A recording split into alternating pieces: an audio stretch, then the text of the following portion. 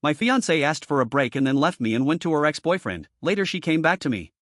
My name's Raymond, though most people just call me Ray. I've always believed in building quietly, steadily, whether it's relationships, routines, or trust. For the better part of 3 years, I shared my life with a woman named Nadine. Nadine wasn't flashy, not someone who'd command a room with volume or charm. But she had this quiet intensity, a kind of groundedness I found rare. She was thoughtful, kind, and had a way of listening that made people feel heard. We met at a friend's New Year's party, the kind where no one really wants to be there, but everyone feels obligated. She was seated by the fireplace, reading a paperback, while people drank and danced in the next room. I said something awkward. She laughed. That was the beginning. By our second anniversary, I was sure. I proposed during a quiet weekend trip to a lakeside cabin. She said yes without hesitation. We started planning a fall wedding, nothing big, just meaningful. Things felt solid. But life has a strange way of testing even the strongest foundations, not with a storm, but with a slow drift you barely notice until it's too late. It started in early spring. Nadine told me she was going to spend a couple of weeks back in her hometown in Vermont. Her sister had just had a baby, and Nadine wanted to help out. She was excited, packing essentials and picking out baby clothes. I helped her load the car. She kissed me goodbye and promised she'd be back before the lilacs bloomed. At first, we texted daily. She'd send photos of the baby, updates on her sister, and little messages like "miss your pancakes" or "you'd love this old bookstore." Her voice on the phone sounded tired, but content. Then one evening, she called later than usual. I remember her voice, flat, almost rehearsed. "Ray, I've been thinking. I need a bit of time. Not just a trip away. I mean space." The words hit like sudden wind. My stomach tightened. "What kind of space?" I asked gently. "Is everything okay?" "I don't know," she replied. "I just need to figure some things out." I wanted to ask a dozen things. Is this about us? Is there something wrong? But something in her tone made me hold back. So I said the only thing I could muster without pushing. "Okay. I'll respect that. Just keep in touch. Please." She said she would. But then, silence. Days passed. I texted, but the blue ticks never appeared. I called, straight to voicemail. Social media? Nothing new. It was like she'd evaporated. The first few days, I rationalized it. Maybe she lost her phone. Maybe she was just overwhelmed. I told myself to be patient, to trust the bond we'd built. But patience, like hope, wears thin when you're left in the dark. A week later, I called her sister. Emily answered but sounded off. "She's around," Emily said vaguely. "She's just dealing with a few things." I don't want to speak for her. "Is she okay?" I asked. "I think so." That was it. That night, I couldn't sleep. I walked through our apartment, touching objects we'd chosen together, the coffee mugs, the framed print from our trip to Nova Scotia, the dried flowers she'd arranged. I couldn't understand what had shifted so suddenly. No fights, no tension. Just distance. I kept myself busy, more hours at work, long walks with headphones blaring, dinners with friends who tried their best not to ask. Still, the not knowing gnawed at me. 2 full weeks went by. And then I broke. Not angrily. Not dramatically. I simply needed to see her, to understand. So I packed a small bag, filled up the car, and made the 6-hour drive to her hometown. I didn't text ahead. I needed answers, and I feared asking permission would get me more silence. The air in Vermont was cool and clean, the kind of air that reminded me of childhood field trips and open skies. When I pulled up to her parents' home, my hands were shaking on the steering wheel. I rang the doorbell. After a long pause, Nadine opened the door. The moment our eyes met, I knew something was different. Not guilt. Not surprise. Just unreadable distance. "Ray," she said, stepping back. "I didn't think you'd come. I didn't know what else to do." She nodded and gestured me inside. The living room was warm, familiar. We'd spent holidays there, built gingerbread houses at that table, shared glasses of wine on that couch. But it all felt foreign now. We sat down. She offered tea. I declined. The silence between us was unbearable. "I owe you an explanation," she began. I didn't respond. I waited. She took a deep breath. "I ran into someone. Someone from before you. Before us. Her ex. I felt a sharp pressure in my chest. But I stayed still. It wasn't planned. We bumped into each other at the bookstore. We talked. Just talked. At first, I still said nothing. My jaw clenched. And then? I asked. I didn't want to lie. We've spent time together. I thought it would give me clarity. About the past. About everything. My hands were cold. You disappeared, I said quietly. No explanation. No honesty. You left me wondering if you were safe. Alive. I didn't mean to hurt you, she said. I just didn't know what I wanted. I still don't, to be honest. Then why am I here? I asked. She looked down. Because I owed you more than silence. I owed you that much. I nodded slowly. You did. But it's too late for explanations. I came here because I loved you. Because I deserved the truth, not pieces of it filtered through guilt. She didn't answer. I stood. I think I have what I came for. And I walked out. The sun was setting over the hills as I got back into my car. The sky was streaked with orange and lavender, the same color scheme we once chose for our wedding. And just like that, it didn't matter anymore. The drive back from Vermont was strangely quiet. Not the kind of silence that hisses in your ears when your mind is racing, no. This was the silence of something being over. Final. Like when you close a heavy book and realize there's no more story to tell. The questions that haunted me on the way up no longer mattered. I had my answer. It just wasn't the one I hoped for. When I got home, everything looked the same. The dish rack still had the 2 coffee mugs we used every morning. Her throw blanket was still draped over the back of the couch. For a moment, I stood in the doorway, keys in hand, wondering what I was supposed to do now. I didn't cry. Not because it didn't hurt, it did. But some hurts are too heavy for tears. They just settle in your chest like stone. Over the next few days, I moved slowly. I made coffee in 1 mug instead of 2. I folded the blanket and placed it in a closet. I didn't throw anything out. I wasn't angry. Just realigning. The people around me started to notice a change. My friend Jonah dropped by unannounced one evening with a 6-pack and a silence that said more than any "how are you" could. You all right? He asked eventually, after we'd watched half a basketball game in silence. I shrugged. Getting there. He nodded. You're better than most. I'd be losing my mind. I did, I admitted. Quietly. I told him a little, not everything, just that she'd met someone from her past and needed to sort things out. I didn't speak ill of her. I couldn't. She wasn't cruel. Just unsure. And uncertainty in someone else can feel like betrayal when you've built your life on their presence. Jonah didn't press. He just stayed a bit longer and left me with a simple, "You're doing the right thing." I wasn't so sure. But then came an unexpected message from Callie. Callie had been one of Nadine's friends. A quiet presence at gatherings, always kind but reserved. We'd spoken here and there, usually while clearing dishes or helping organize things.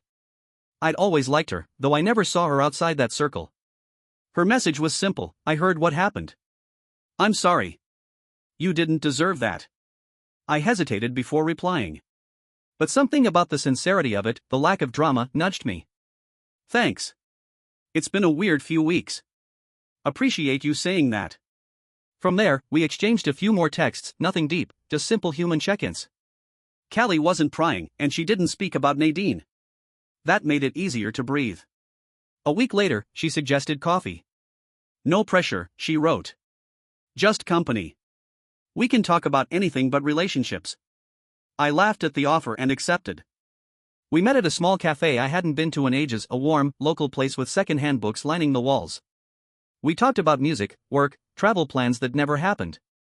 I found myself laughing more than I expected. It felt good. But I knew better than to mistake a good moment for a new beginning. Still, Callie and I stayed in touch. A few walks. A few conversations. She was easy to be around. She didn't treat me like someone who had been left.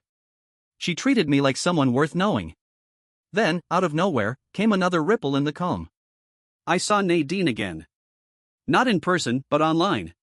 A mutual friend posted a photo from a weekend cabin trip. There she was, standing next to her ex, smiling, laughing, at ease. I froze for a moment. I wasn't angry. Not jealous either. Just confirmed. The space she'd needed wasn't for reflection. It was for rediscovery. I closed the app. I didn't go looking again. That night, I got a message from Callie. Hope today was kind to you.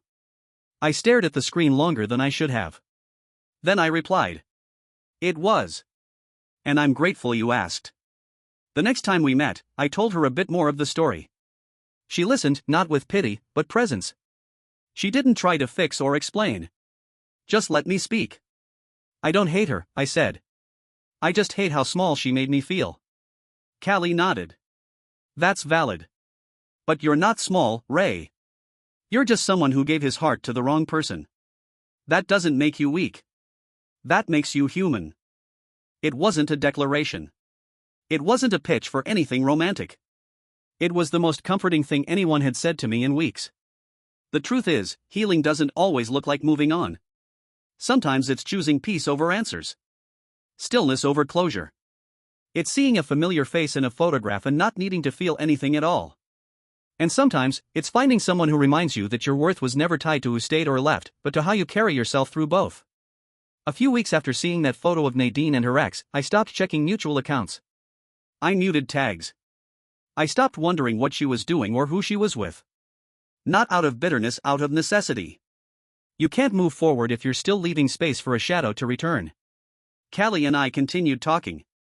We weren't dating, we both knew it was too early for anything like that, but she'd become someone I trusted. Our conversations were honest, sometimes funny, sometimes quiet. We didn't fill silences just to avoid them. One Thursday evening, after a walk near the waterfront, we sat on a bench and watched the water reflect the city lights. I think I'm learning how to be okay with not having answers, I said. Callie smiled, not looking away from the ripples. That's the hardest part. Not the leaving. Not the quiet. It's learning to stop chasing the why. I nodded. I'm glad you're here, I added. I'm glad you're still standing, she replied. And just like that, I felt whole again, not because someone completed me, but because someone saw me as already enough. That's when Nadine returned. I came home from work one evening and saw a car I didn't recognize parked across the street. It wasn't until I got closer that I recognized the license plate. Her family's Vermont plates. I felt a strange stillness in my chest. Not fear. Not hope. Just calm expectation. I opened the door to my apartment, set my keys down, and started making tea. 10 minutes later, there was a knock. It wasn't loud. Just certain. I opened the door.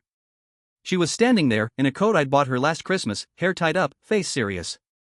Hi, Ray, she said. Hi. Can I come in?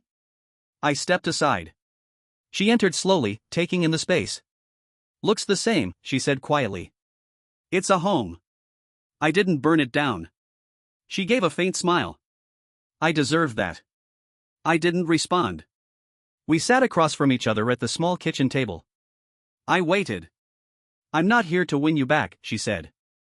I know too much time has passed. I wanted to see you. To say what I couldn't say then. I listened. I was scared, she began. Not of you. Of myself. Of committing when there were things in me still undone. When I saw Alec again, I thought maybe the universe was giving me a chance to answer a question I'd left open. And did it? I asked. She looked down. It answered it. But not in the way I thought. I kept expecting to feel something final, clarity, maybe. Instead, I just felt regret. For the way I handled everything. For how I left you. I wasn't looking for perfect, I said. Just honesty. You didn't owe me certainty. But you owed me your voice. She swallowed. I know. Silence settled over us. This time, it didn't sting. I'm seeing someone, she added. Alec. But it's not serious. I don't even know if it'll last. That's not why I'm here. Then why? I asked again, more gently this time. Because I needed you to know it wasn't about not loving you. I did. I think I still do, in a quiet way. But I wasn't whole. I wasn't ready. And you deserved more than a half-present heart. I nodded. I don't hate you, Nadine, I said. Her eyes glistened. I didn't expect you to. But I don't trust you either. She nodded again. I don't deserve your trust. I just wanted to apologize. Truly. I believe you. She stood. I should go, she said. I know this was a lot. I walked her to the door. She paused, hand on the knob. I'm glad you're okay, Ray. I am, I said. I really am. And then she left. No tears. No lingering glances. Just closure. That night, I sent a simple message to Callie. Thank you for being part of the reason I'm okay. She replied within minutes, that means more than you know. I didn't know what would come next for us, for me. But I knew that I was no longer standing still, waiting for the past to knock again. I was walking forward. Even if it was slowly. Weeks after Nadine's visit, I stopped expecting anything from her. Not texts. Not apologies. Not closure. She had said what she came to say, and I'd listened. But there was nothing left to wait for. For the first time in a long time, the silence wasn't empty, it was peaceful. I kept to my quiet life. I cooked real meals again. I ran in the mornings. I took up sketching, something I hadn't done since college. My apartment, once full of reminders, began to feel like it belonged to me again, not to a memory of who we were. Callie and I continued to talk. We didn't label it. We didn't force it. Some days we'd share coffee in the park. Other days we'd sit on opposite ends of a couch, reading silently. She didn't try to fill my space. She just respected it. And in that, I began to breathe more easily. One rainy Saturday, we ended up in a small gallery tucked into a bookstore we hadn't planned to visit. It smelled of paper and old wood, and the walls were lined with framed pieces by local artists. We stood before a large painting, abstract shapes in quiet blue tones, intersected by jagged gray streaks. It kind of looks like sadness breaking, she said quietly. I stared at it longer. Or acceptance forming. She smiled. Maybe both. That night, I wrote in my journal for the first time since Vermont, I no longer feel like something ended. I feel like something began, something steadier. Something that includes me. Then, one afternoon, a letter arrived. No return address. My name on the envelope, written in a careful, familiar hand. It was from Nadine. No dramatic declarations. No pleas. Just a few honest pages, the most honest thing she'd ever given me. She admitted she hadn't been ready to choose anyone, least of all herself. That reconnecting with her past had confused her, not because she still loved him, but because she still didn't know who she was. That she ran because she was terrified of hurting someone who had given her nothing but safety. I know I hurt you anyway, she wrote. And I'll carry that. She didn't ask me to respond. She ended with, some love stories don't last forever. But the people in them can still be grateful for the pages they shared. I sat with that letter for a long time. Then I folded it, placed it in a small wooden box where I kept things I no longer needed, but didn't want to throw away. That's what she was now, something I didn't need to carry, but could remember without pain. Later that week, Callie and I walked by the river. The air was cool, the sky soft with evening light. You look lighter, she said. I feel lighter, I replied. For the first time, I don't feel like I'm holding my breath.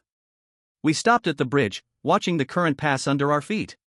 Do you ever think, I asked, that maybe peace isn't about fixing everything, it's about finally letting go of what never healed right? She looked at me. I think that's exactly what peace is. We didn't say anything more. We didn't need to. It didn't matter what Callie and I were, or where we might be going. The moment was enough. A few nights later, while organizing a drawer I hadn't touched in months, I found the engagement ring. I sat on the edge of my bed, holding it for a while. Not with grief. Not with regret. Just with stillness. Then I slipped it back into the velvet box and placed it in the back of the drawer. I wasn't angry. I wasn't broken. I was free. The next morning, I made pancakes, 2 stacks instead of 1. Callie came over, barefoot and sleepy-eyed, laughing at something she read on her phone. We didn't talk about the past. We didn't need to. It was no longer knocking. Not every ending needs a final word. Sometimes, it just needs silence, the kind that doesn't ache anymore. That's how I knew I was okay. Because I stopped needing an apology to move forward. Because I stopped measuring my worth by who stayed. Because I stopped hoping someone would come back. And started living like I'd finally come home to myself. Thank you for watching the video. Like it if you watched the video to the end and don't forget to subscribe. Have a nice day.